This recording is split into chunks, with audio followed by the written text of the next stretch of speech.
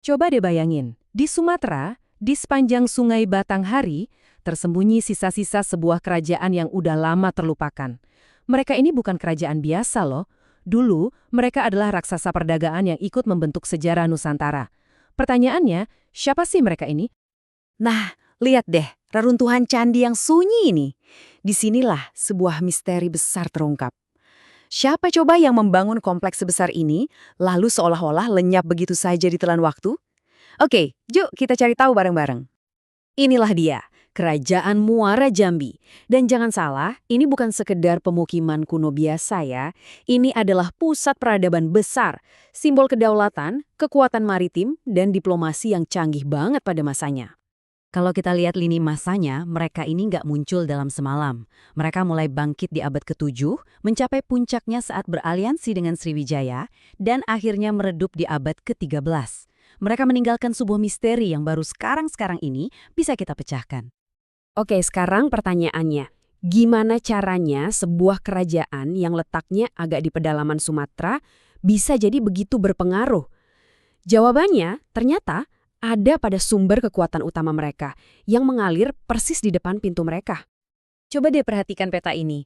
Lokasi Muara Jambi itu jenius banget. Sungai Batanghari ini bukan cuma sekedar sungai, tapi ibaratnya jalan tol ekonomi zaman dulu. Bayangin aja, sungai ini membawa semua kekayaan dari pedalaman, emas, lada, langsung ke Selat Malaka, jalur perdagangan paling sibuk di dunia pada saat itu.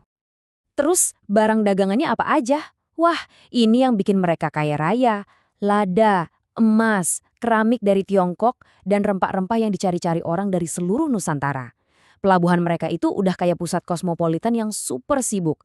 Tempat para pedagang dari Sriwijaya, Champa, bahkan Tiongkok ketemu dan bertransaksi. Nah, kutipan ini ngerangkum semuanya dengan pas banget.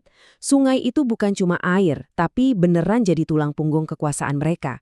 Ekonomi, politik, semuanya itu bergantung pada kontrol mereka atas jalur air ini. Sederhananya, siapa yang kuasai sungai, dia yang kuasai kekayaan. Tapi, tunggu dulu. Lokasi strategis aja tuh nggak cukup. Kunci sukses Muara Jambi yang sebenarnya itu ada di kecerdasan politik mereka. Mari kita lihat gimana ini semua berjalan. Jadi gini, daripada capek-capek melawan raksasa maritim sekelas Sriwijaya, mereka melakukan sesuatu yang jauh lebih cerdas. Mereka bergabung. Ini bukan penaklukan ya, tapi kemitraan strategis. Sebuah langkah diplomasi yang benar-benar brilian. Dan disinilah letak kejeniusan mereka. Coba lihat. Di satu sisi, para pemimpin lokal tetap berkuasa dengan adat istiadat mereka sendiri. Tapi di sisi lain, mereka mengadopsi pengaruh dari Sriwijaya, seperti candi-candi megah dan ajaran Buddha, untuk memperkuat posisi mereka. Jadi mereka dapat untung dari dua dunia sekaligus. Cerdas kan? Hasilnya gimana? Wah, sempurna. Jalur dagang mereka aman, mereka bisa menghindari perang-perang regional, dan stabilitas ekonomi membuat mereka berjaya selama ratusan tahun. Aliansi ini benar-benar resep sukses mereka. Kekuatan ekonomi dan politiknya sudah kita lihat. Tapi, apa sih jiwa dari kerajaan ini? Identitas mereka itu nggak cuma dibangun di atas emas dan lada loh. Ternyata Muara Jambi itu bukan cuma pusat dagang, tapi juga pusat spiritual yang sangat besar. Kompleks candi raksasa yang kita lihat sisa-sisanya hari ini, itu buktinya. Tempat ini dulunya jadi magnet bagi para biksu dan peziarah Buddha dari seluruh Asia. Mereka berhasil menciptakan sesuatu yang benar-benar unik. Coba bayangin, perpaduan antara tradisi asli Sumatera dengan ide-ide global dari jaringan Sriwijaya.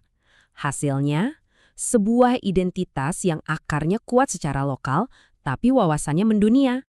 Kerajaan ini emang udah lama hilang, tapi kisahnya meninggalkan warisan yang kuat, dengan pelajaran-pelajaran yang ternyata masih bergema sampai hari ini. Jadi, apa sih pelajaran utamanya? Pertama, lokasi strategis itu kunci kekuasaan. Kedua, aliansi yang cerdas itu menciptakan stabilitas. Ketiga, budaya dan keyakinan itu membangun identitas yang kuat. Dan yang paling penting, ini membuktikan kalau Nusantara sudah punya peradaban yang maju jauh sebelum era kolonial datang. Kerajaannya mungkin sudah hilang, tapi coba deh kita lihat lagi prinsip-prinsipnya. Strategi maritim, diplomasi yang cerdas, kelihayan berdagang. Bukankah itu semua masih sangat relevan banget buat kita hari ini? Pelajaran dari mereka benar-benar tak lekang oleh waktu. Nah, pertanyaannya sekarang adalah, Kerajaan sungai ini memang sudah lenyap, tapi apakah pelajaran mereka tentang kekuatan maritim dan kelihayan diplomasi itu masih relevan untuk kita di dunia modern?